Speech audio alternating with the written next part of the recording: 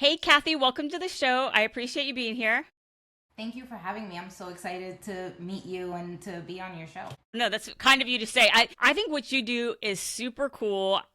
Starting a business, I had a business degree and finance, but really like getting yourself out there is important. And I didn't realize when I started out how important partnerships are. So I want to start with kind of this is your zone of genius. So for people that are not familiar with partnerships, what is that? What is it that you do? What does a day to day look like? And then maybe break it down between like business and career, how partnerships work. Yeah, so I think one of the easiest ways to phrase it, right, if you're looking at like an overall partnership, is where two parties mutually benefit each other. And so if you look at it from like a business side or even a personal side, if you think about it in this way, where you're mutually benefiting each other, you're gonna find partners that are gonna actually enhance what you're doing, right? So I think a lot of people, partnerships also means that's a fancy word for saying sale, right? And so throughout my career, especially at Recurrent Military, I don't see our clients, if you will, as like just a sales opportunity. I actually think about what's the value that they can bring to the military community as well.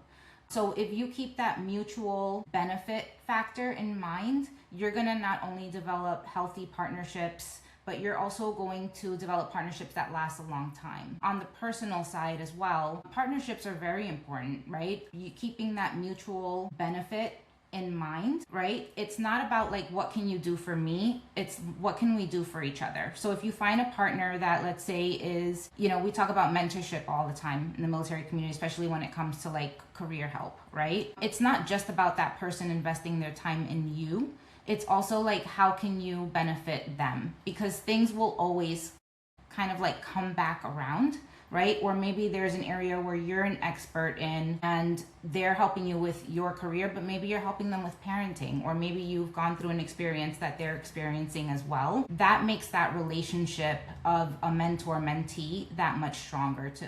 What makes a relationship, like a partnership, actually work and last? Because when you hear the word partnership, people might think like contracts, or this is like a formal agreement. What are some areas that partnerships apply, whether that's like in, somebody that has a social media platform, maybe they have a large Instagram following versus somebody that has an event versus somebody that has a new app or something like that? Or how does it apply if you are, you know, starting a new career path or something like that? But what is it in that relationship? Like, how do you connect with that person and how do you make it last?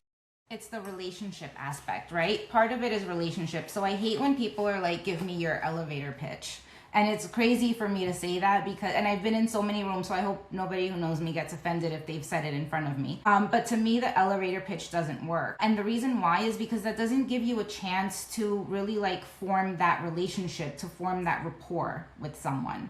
So if I look at like a lot of my partners across Recurrent Military, and I think about like my history with them, the reality is that I actually do have some level of relationship there, some personal level of relationship, right? Even if the focus is on the actual sale or the contract, if you will, right? Getting to know your partners, getting to know not just what their goals are, like from a numbers perspective, but what are your goals in general? Like, why do you want to get in front of the military community? What is your goals? What are your interests, right? In working with us or in working with the military community? It just allows you to collaborate in a way that makes it that much stronger. So like narrowing it down to my field, right? Because we're kind of at a weird intersection. We're a media company. We have all these brands behind us. But the reality is like community is such a big part of what we do, right? Our main objective at Recurrent is to support and advocate for the military community. I'm going to work with a partner that's going to help me do that. It's not going to take away from that, right? So that's one side of it. The other side of it too is you have to make sure that you're delivering on your part of the partnership, right? And so one of the secrets to our success, or my success in partnerships, has been under promise, over deliver. You can't take the easy way out. So if you tell your partner that you're going to deliver XYZ, you need to deliver XYZ. And if you know that they don't have a budget, let's say if we're talking in the world of sales, if they don't have a budget, but you know that they're interested in something and it's not going to cost you much to do it, just do it. Right? That's something that a lot of people either don't understand or need to understand about partnerships. If you can solve, then solve. Even if there's no return this time, I promise you that they'll come back next time because you went above and beyond for them. Yes, I love that. Couldn't agree more. Too. That's just like, leaving something better than you found it. That's the over deliver part too. It's just like you don't you want to, lay down goodwill. I think that's a big part of partnerships is goodwill, or at least I have found. How can partnerships help service members preparing to transition out of the military? And that may be looking at two different lenses. For example, if somebody is getting out of the military and they are starting a business, let's say they are starting, and some type of app or technology, or they have a tool that they're going to sell versus career path. Maybe they are going into medicine or going into marketing or whatever it is. How can partnerships help them? So I actually just spoke about this recently at a hiring event. Partnerships are going to be everything for them, right? Transition's hard. You are leaving one type of environment and you're entering a very different type of environment, right? During your transition out of the military. One thing that I always tell transitioning service members, well, it's two things. One is it's a lonely process because I've seen so many service members transition out. It's lonely and it's scary. But I promise you that there's this huge community out there waiting for you with their arms open, ready to receive you and ready to help. That's one side of it. The other side of it is also the partnership doesn't have to perfectly match what you're doing, right? You have to be willing to learn, you have to be open enough, and you have to be humble enough to know where you need advice and where you need help, and you have to listen and take it and actually do the work. Nobody's gonna do the work for you. But partnerships in this case are absolutely everything. If you're releasing a tech app, and you're thinking, I need to get in front of tech people, what if what you really need is to get in front of a marketing person? Right? Or maybe a writer that's going to help you write some copy for your app, right? So you have to kind of remain open enough to find those right partnerships in different areas of what you're doing. But if you do find the right people to partner with, that's gonna be everything. It's gonna take you in a trajectory of success, really. I think people are told to build a network, and start developing these relationships, but you have to put yourself out there. What's your advice for service members, military spouses, putting themselves out there and often outside of their comfort zone? They are going into a whole new world. How do they get out of that comfort zone? So one thing about this community that's great and overwhelmingly great, let's put it that way. There's so many events, there's so many organizations, there's events all over the country that are dedicated to the military community. Get up and go. If you don't have the money to buy a ticket, reach out and ask. We get asked all the time. And we have the military influencer conference, we have Mil Spouse Fest. My advice is to get up, go and make those connections, and it's terrifying. It is. I get it. I'm what you call an introverted extrovert. Me too. Okay. Yeah, I think that's a new term, right? That came out they made it official recently. Once I meet someone, I'm good. But put me in a room by myself and ask me to walk around and introduce myself, and I internally fall apart, right? It's terrifying, but these events, the impact of them are so huge.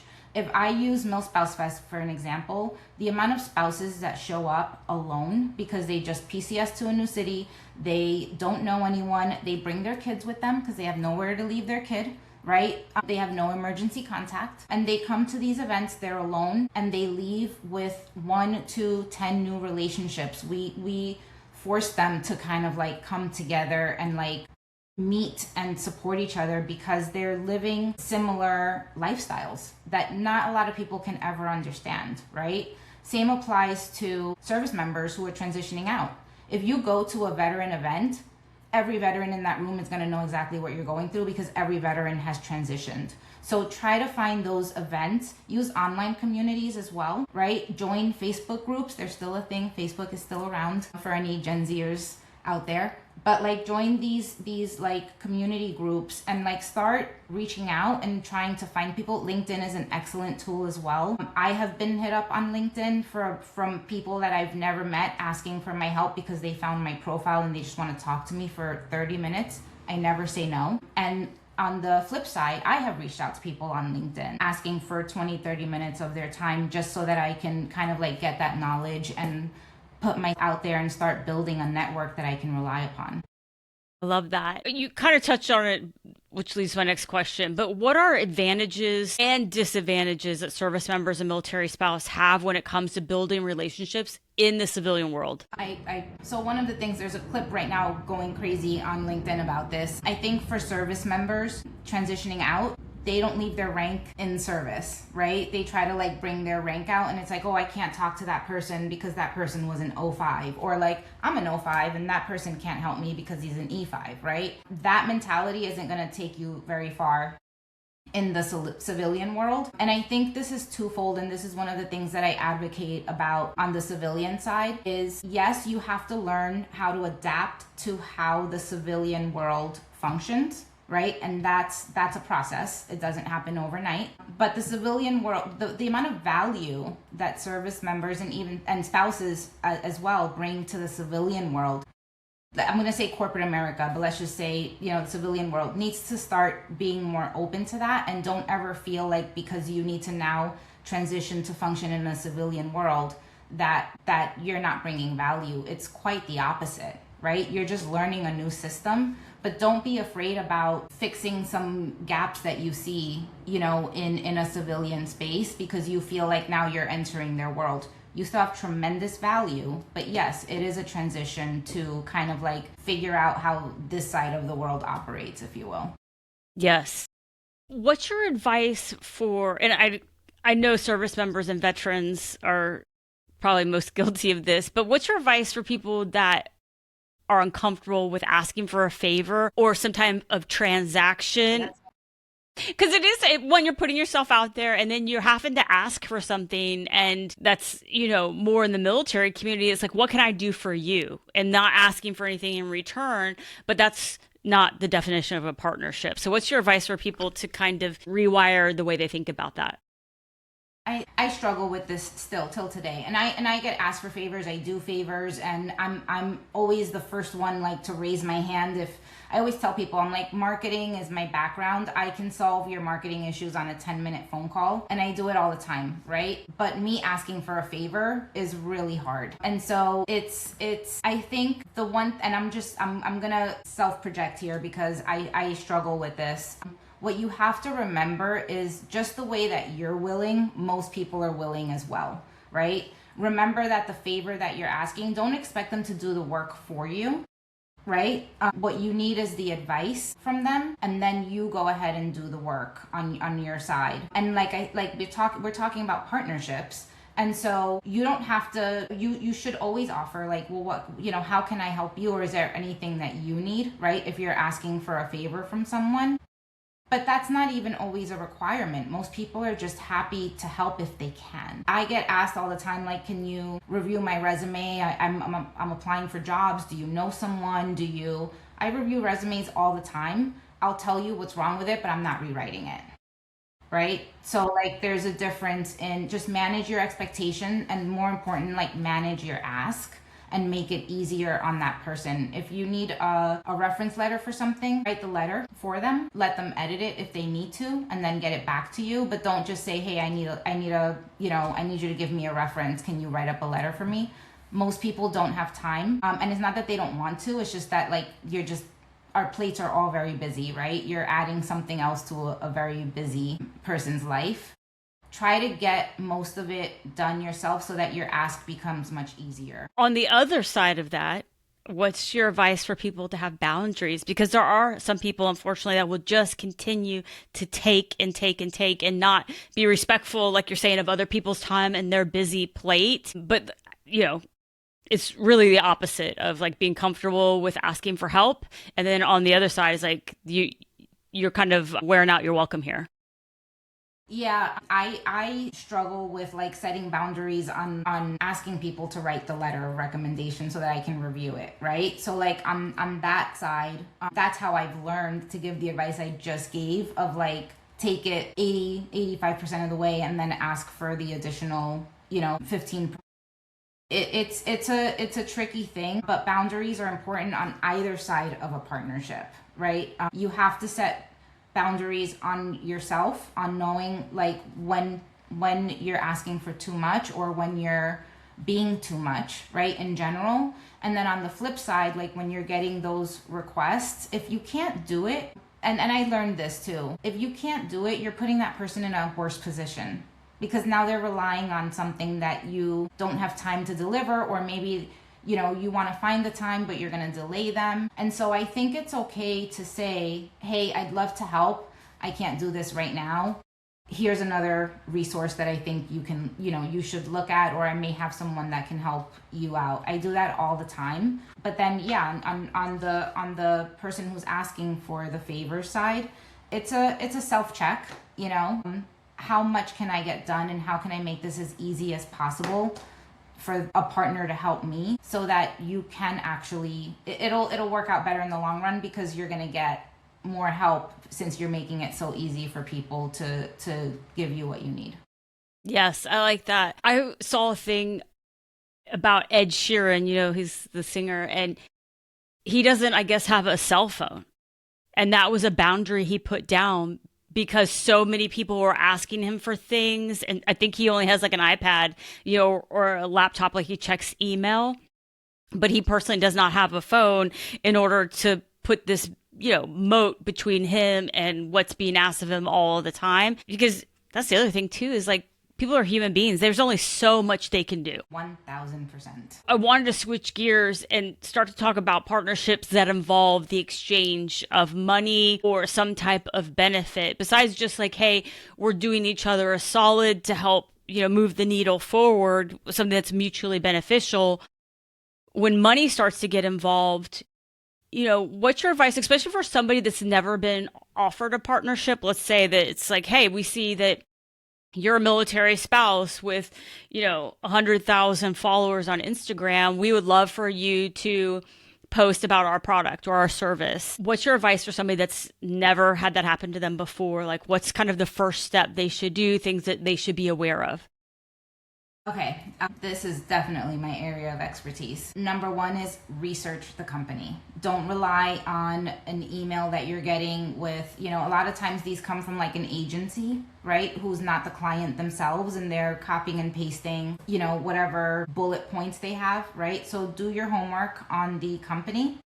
Look at like, what is their main goal? So like, even if they tell you, hey, I have X number of dollars and we'll use the social media content creator with 100,000 followers. Hey, I have this product, I'm looking to get it, and I want you to like just post it on your site and call it a day, right?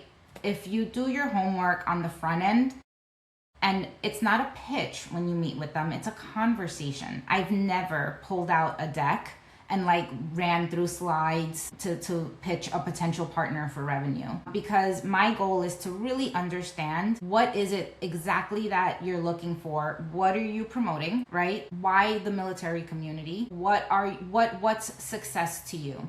Some brands are going to say, hey, I want a high click-through rate. Hey, I want to tell a good story. Brand recognition is the only thing that matters. Even though they're telling you, hey, just slap this on there, think a little bit more creatively about, well, is there something better that I can offer that's actually going to hit their goal?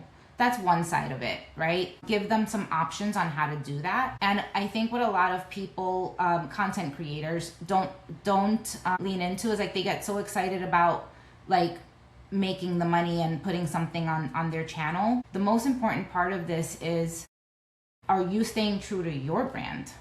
right? Because you still have an obligation to the people who are following you, to the type of content that you're creating. So don't forget that you're the expert of your brand, and just the way that these companies are trying to protect their brand identity, you have a right to protect yours as well. And so don't sign something without really considering, is this a good fit for me? One of the hardest things to learn in sales is when to walk away from a deal. And so sometimes you have to think, is it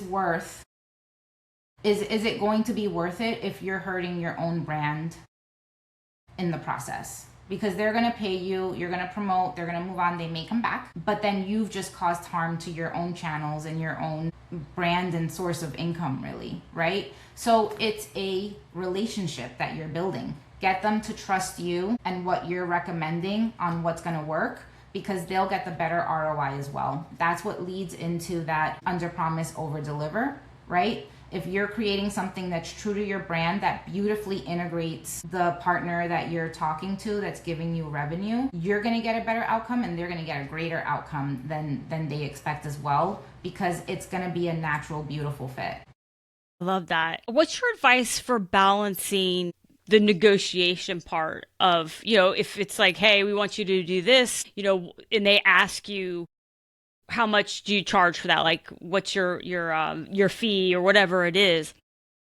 How do you balance, knowing what you're worth and getting paid to do something versus getting a little too greedy and maybe overshooting on the ask of, financial return on things? Because I feel like there's a lot of people that have never done that before, and it's so foreign. And then all of a sudden you're in this negotiation and you don't want to sell yourself short, but you want the opportunity. Yeah, that's a great question. So there's a couple of things that go into it. First is, do your homework. If you're creating content and you want to build a business out of it, you have to do your homework. There's so much. Don't rely on AI. Don't throw it in there like, how much should I charge? AI is not going to know. They don't know you. They don't know your brand. They don't know any of it, right? But you can do homework on what is the average CPM for a platform of XYZ size, right? And then you also have to look at like, how much are you spending? And I'm not talking just about like, what is it going to cost to produce the content, but how many man hours are going to go into what I'm creating? And then you need to make money on top of that, right? So if a brand is offering you, let's say, $25,000 and it's costing you $23,000 to get that thing up and running, is that worth your time? And is that the right partnership for you? I'm going to say no, right? Because I think it's fine to normalize and say that you have to make money off of the partnership, right? So it's a seesaw. You have to figure out what are the standard rates, right? For the platform, for the type of ad that it is. Video is different than a graphic being thrown up, right? What is it going to cost for me to produce it? How many hours am I going to spend editing? How many people do I need to bring into this project? So you have to really budget this out before you give a quote or give a price. One thing that I noticed that a lot of agencies do, and a lot of YouTube agencies, there are media agencies that only buy YouTube ads, right? I noticed that what a lot of them do is that they'll send an email and they'll say, hey, I want to run a 60-second spot, and I'll pay you X number of dollars. And I think from new content creators that are starting new businesses, they're going to be like, yeah, sure, okay, right? Take a beat, take a step back, build this all out, research the brand, make sure that they're a good fit for you too, and then get back to them to make sure that what they're offering you is fair market value and that it's a good partnership for you. You mentioned some things in there, and I wanted to know, and I know this applies to online world, but what is CPM? What is a click through? So what are some of the buzzwords or jargon in the industries, just so people can get a basic understanding of that? Yeah, so KPIs are just, client goals. ROI is a return on investment, right? If sometimes they'll tell you hey, geez, now I'm losing all of the I know this acronyms in my head because you just asked me. A click-through rate, right? It's literally like what's the percentage of audience that's coming and like seeing the ad, right? Which is an impression is just seeing it, and then a click-through rate is what percentage of that audience that's seeing it is actually clicking through to the ad. So when I say like like being a content creator doesn't just mean taking cute videos and taking cute photos and like building this online community. You need to do your homework because you're gonna need to be able to keep up with the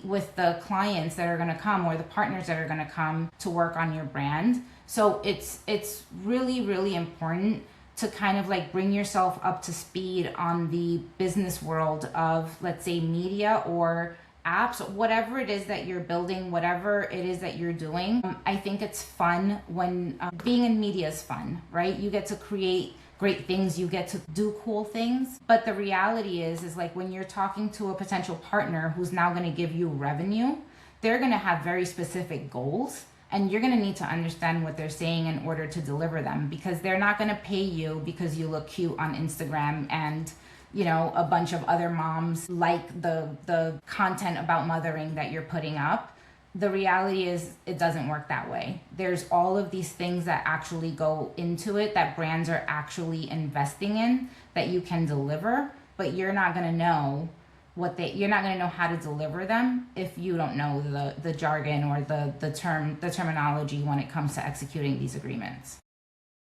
What are your thoughts on audience versus influence? So I've seen a lot of people within the military community that have, because it is a very niche community, that have a lot of influence but low numbers. So let's say, they have 10,000 followers on, Instagram or subscribers on YouTube, and maybe thinking like, oh, wow, I have no following, but they, actually might be able to make money because they're really known within the community. So what is your thoughts on that and building partnerships, and then also the value of that in negotiation?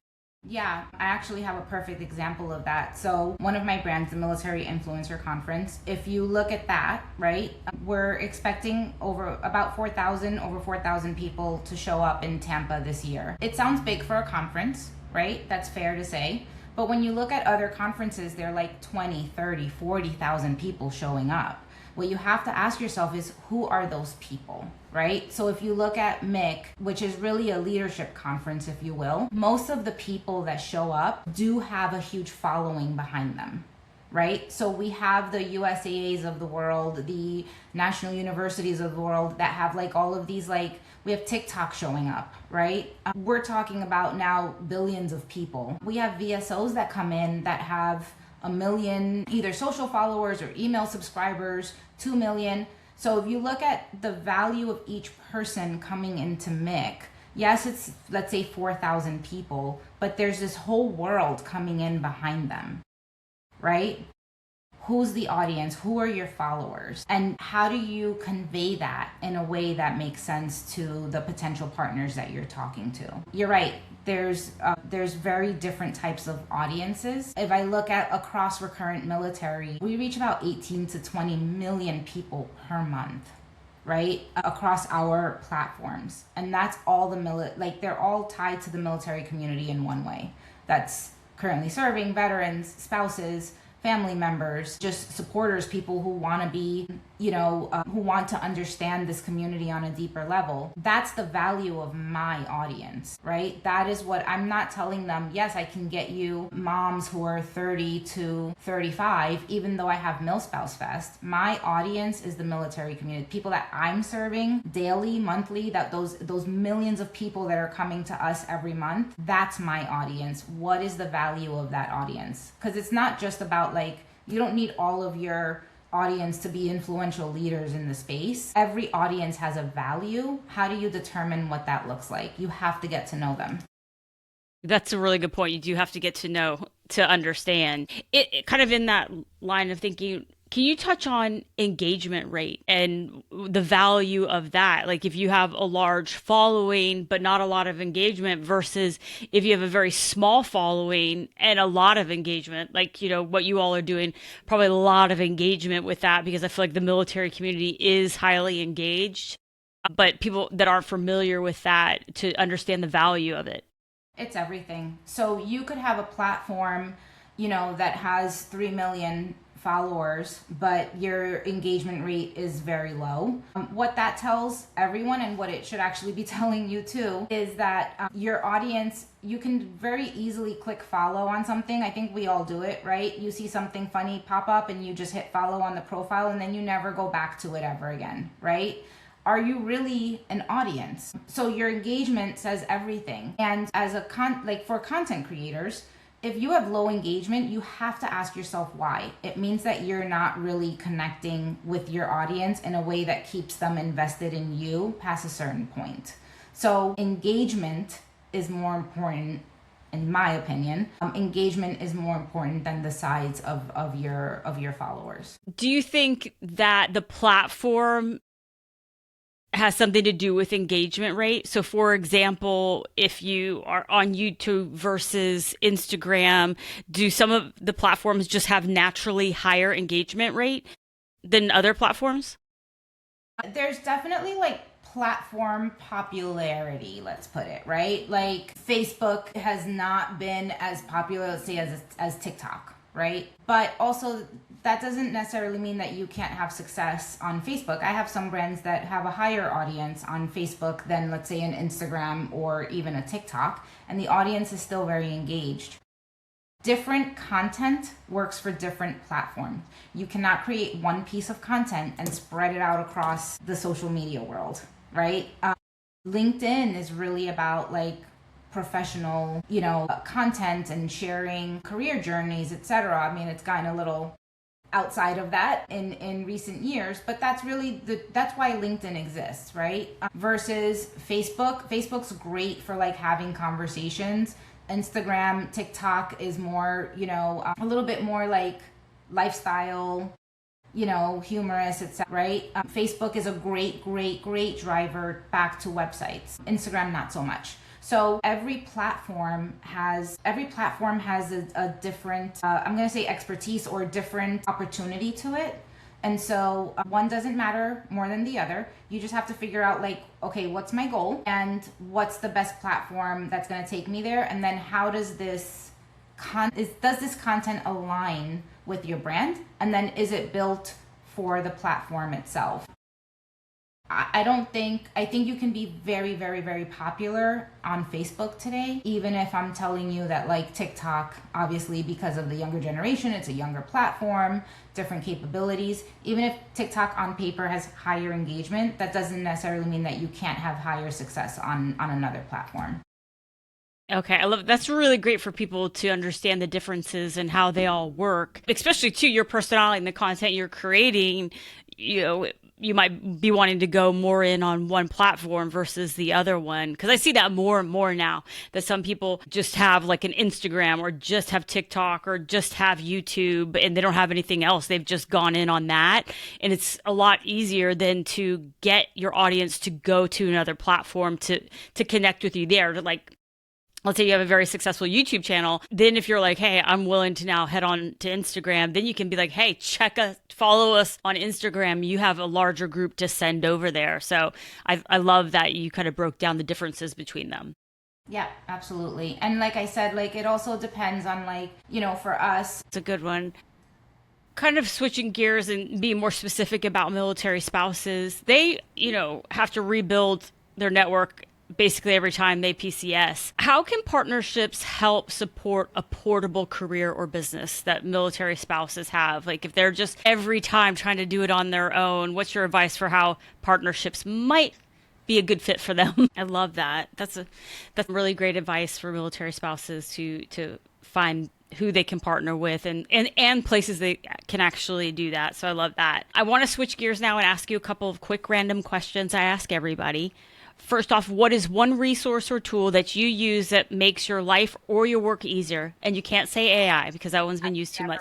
I can see that. That's the way I am too. What is your favorite book right now or your favorite book of all time? I'm going to be honest and say I don't have time to read. I did read a book that was amazing that's coming out. I'm gonna do a sweaty little push here, but it's because I read it in one sitting, believe it or not. But Janina Simmons has a book coming out.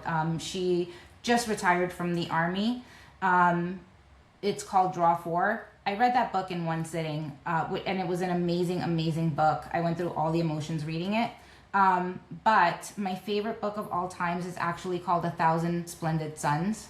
It is by an Afghan writer, Khalid Hossein, and it's I'm going to say love story, like a sister love story between two women. It takes place over a few decades, but it kind of, they're in Afghanistan, and it kind of like tells their story. They were married to the same man, same abusive man, and it just kind of like tells the story from like when the Soviet Union came in through like, I think 2 or 3 decades.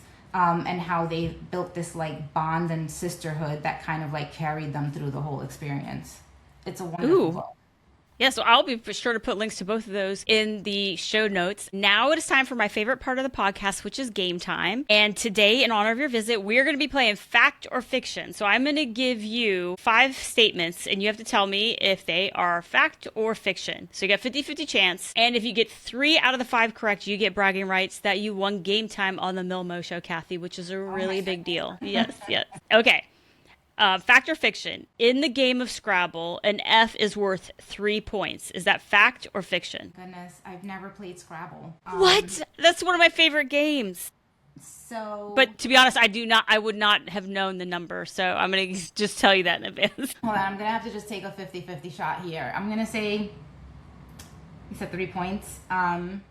Yes. No, it's fiction. It's worth 4. Okay. Yeah, you had a 50-50 chance. Okay.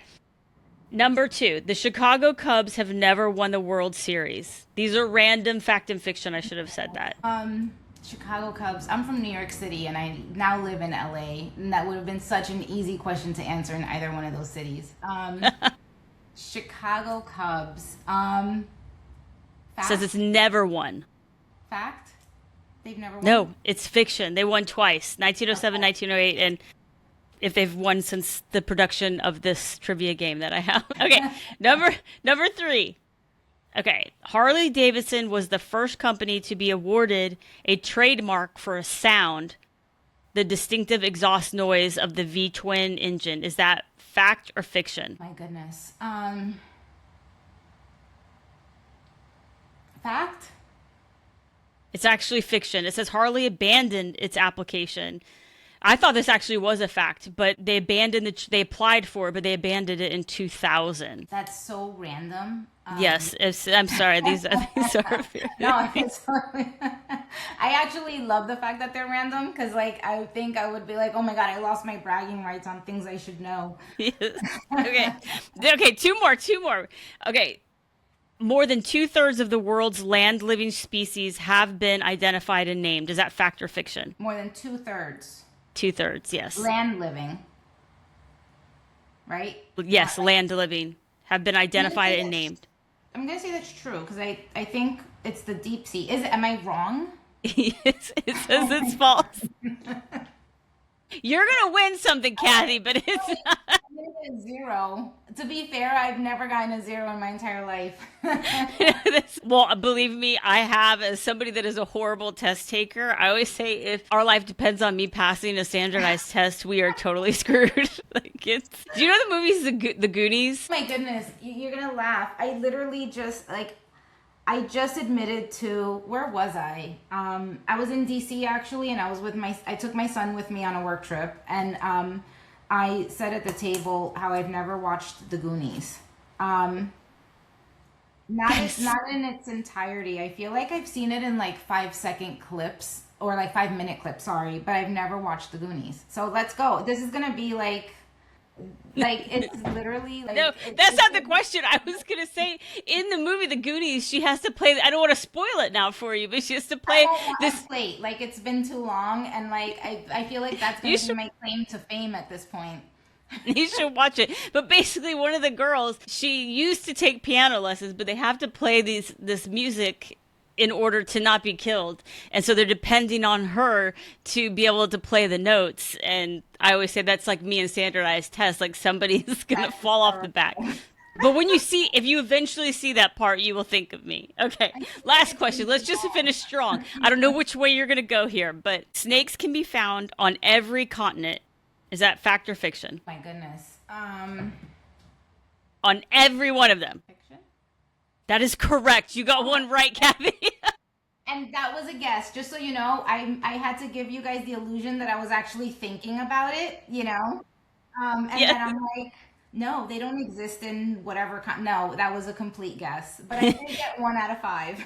Yes, it says there are no reptiles of any kind in Antarctica. Just in case you need that for a future trip. That makes sense, you know? That's Yes, fair. yes. So I don't know if I would pick you to play bar trivia with me, Kathy, but I'm just kidding. Right now, unless there's like some like media world bar trivia of like the back end of, you do not want me on your team. I know that was my mistake. I should have done it on partnerships. That was, well, you don't get bragging rights, but I really appreciate you playing the game and being on the MILMO Show. Can you tell everybody listening where they can learn more about you and the work you're doing? Yes. So first of all, thank you so much for having me. Not gonna be. It wasn't on the call when we first chatted before the interview, but I have heard so many amazing things about you, and I can see why. And thank you for everything that you're doing. You can find me on LinkedIn under Catherine Torres-Pummel. You can find Recurrent Military and the work that we're doing by going to recurrentmilitary.com. And then, of course, there's all of our websites, Task and Purpose, The War Zone, We Are the Mighty, the Military Influencer Conference, and MilSpouse Fest. I do hope that for anyone listening that you come check out one of our events. If you do, please come up and say hi and tell me that you've heard the podcast and that I'm a sore loser about the trivia game. No, but seriously, it was amazing being here. Like I said, I am very big about supporting the community. So if you do find me on LinkedIn, reach out. If you have a question, I'm always happy to help. Wonderful. Thank you so much, Kathy. I appreciate it. Thank you.